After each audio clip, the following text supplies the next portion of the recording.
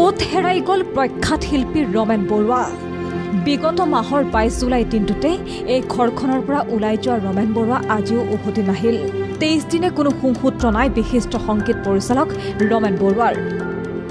বৰুৱাৰ সন্ধান বিচাৰি অভিযান চলিল ব্ৰহ্মপুত্ৰৰ বুকুত SDRF NDRF দিন ৰাতি এক কৰি চলালে সন্ধান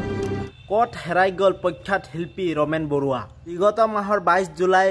দিনটোতে ঘৰখনৰ পৰা ওলাই যোৱা ৰমেন বৰুৱা আজিও সন্ধান পোৱা নাই আজিও উভতি নাহিল ৰমেন বৰুৱা মঙলবাৰে পৰিয়ালটোৰ সৈতে থিয় হ'লগৈ ডক্টৰ মুখ্যমন্ত্ৰী হিমন্ত বিশ্ব শৰ্মা গুৱাহাটী মহানগৰীৰ লতাহিল খেলপথাৰত ৰমেন বৰুৱা বাসগৃহত উপস্থিত হ'লগৈ অসমৰ মুখ্যমন্ত্ৰী ডক্টৰ হিমন্ত বিশ্ব শৰ্মা তেওঁৰ ঘৰত গৈ সাক্ষাৎকাৰ কৰে দীপেন বৰুৱাৰ লগত দিন বাগৰিছে আৰু বাগৰিছে সপ্তাহো তাৰ পিছতো আজিলৈকে সন্ধান নাই অসমীয়া সংগীত ক্ষেত্ৰখনৰ মহিৰূপ ৰমেন বৰুৱাৰ 23 দিনে কোনো এটা খবৰ পোৱা নাই বিশিষ্ট মহিৰূপ ৰমেন বৰুৱা সন্ধান বিচাৰি অভিযান চলিল NDRF SDRF ব্ৰহ্মপুত্ৰৰ বুকুত NDRF আৰু SDRF দিন ৰাতি এক কৰি চলালে সন্ধান তাৰ পিছতো কোনো সন্ধান পোৱা নাই ৰমেন বৰুৱাৰ বিপৰ ৰমেন বৰুৱা পৰিয়াললৈ পৰ ল'বলৈ গ'ল দ্বিতীয়বাৰৰ বাবে অসমৰ মুখ্যমন্ত্ৰী হিমন্ত বিশ্ব শৰ্মা প্ৰায় আধা ঘণ্টাৰ সৈতে ৰমেন বৰুৱাৰ ভাতৃ দীপেন বৰুৱাৰ সৈতে কথা বতৰা পাতে অসমৰ মুখ্যমন্ত্ৰী ডাঙৰীয়াই তাৰ পিছত সংবাদ মাধ্যমৰ আগত মুখ্যমন্ত্ৰীয়ে ক'লে ৰমেন বৰুৱা ডাঙৰীয়া নিৰুদ্দেশ হোৱা আজিৰ পৰা 23 দিন হ'ল আৰু ৰমেন বৰুৱা ডাঙৰীয়া তেওঁক দেখা নদীৰ কাষলৈ যোৱা সাক্ষীও পোৱা গৈছে কিন্তু ঘূৰি অহা সাক্ষী আজিলৈকে তেওঁক কোনেও পোৱা নাই তথাপিতো পুলিচে তেওঁৰ নিজা অনুসন্ধান ৰাখিছে মুখ্যমন্ত্ৰীয়ে কিবা এটা খবৰ ল'ম বুলিয়ে অহা নাছিল তেওঁ দীপেন্দা আৰু তেওঁৰ বৌক খবৰ ল'বলৈ আহিছিল আৰু সকলো ঘৰখনত তেওঁ সোধপোছ কৰে অসমৰ মুখ্যমন্ত্ৰী গৰাকীয়ে ঠাত বৰুৱা পৰিয়ালৰ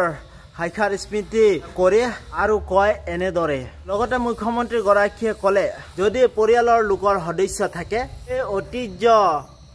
ঘৰৰ বাসগৃহক সংৰক্ষণ কৰিব চৰকাৰে যদি বাসগৃহত সংৰক্ষণ কৰিব চৰকাৰে যিহেতু নেকি মুখ্যমন্ত্ৰী ডাঙৰীয়াই তেওঁ নিজ মুখেৰে ক'লে দীপেন বৰুৱা আকৌ পুনৰ ক'লে দাদা আৰু ঘৰলৈ পুনৰ ঘূৰি আহিব যেন লাগে তেনেকৈ সকলো কথা সংবাদ মাধ্যমৰ আগত ক'লে দীপেন বৰুৱাই তেওঁ নৰ্মেল মানুহৰ দৰে নহয়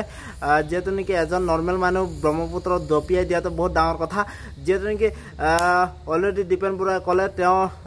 নদীৰ তেওঁ ইমান ফটকলৈ জঁপিয়াই নিদিয়ে বহুতো কাৰণ আছে তেওঁ ঘৰৰ পৰা ওলাই যোৱা কিন্তু তেওঁ মনত দুখত তেওঁ ঘৰৰ পৰা ওলাই গৈছিল কিন্তু এতিয়াও আশা কৰে দীপেন বৰুৱাই ঘৰত উভতি আহিব ৰমেন বৰুৱা আৰু ৰমেন বৰুৱাই যে নদীৰ জঁপিয়াই তেওঁৰ যে মৃত্যু হ'ব বুলি তেওঁ এতিয়ালৈকে আশা কৰা নাই তেওঁ ঘৰত এতিয়ালৈকে আশাবাদী এতিয়ালৈকে ঘূৰি আহিব সেয়ে দীপেন বৰুৱাৰ ভাষ্য ঘৰখন চৰকাৰে সংৰক্ষণ কৰাৰ ক্ষেত্ৰত দীপেন বৰুৱাই সমৰ্থন কৰি ক'লে মুখ্যমন্ত্ৰী ডাঙৰীয়া সংৰক্ষণ কৰিব পালে ভাল এখন ঘৰৰ পৰা ইমান ওলাইছে কিন্তু ভাৰতবৰ্ষ এনেকুৱা কতো জগাত নাই যেনেকৈ দিল্লী পেপাৰখনতো লিখিছিলে এনেদৰে কথা সেইটো কাৰণে মই এই ভিডিঅ'টো বনালোঁ তো আপোনালোকে মোৰ ভিডিঅ'টো যদি চাই ভাল প্লিজ আপোনালোকে লাইক শ্বেয়াৰ আৰু কমেণ্ট কৰি জনাব তো ঠিক বাই বাই নতুন এটা ভিডিঅ'লৈ আপোনালোকক লগ পাম তো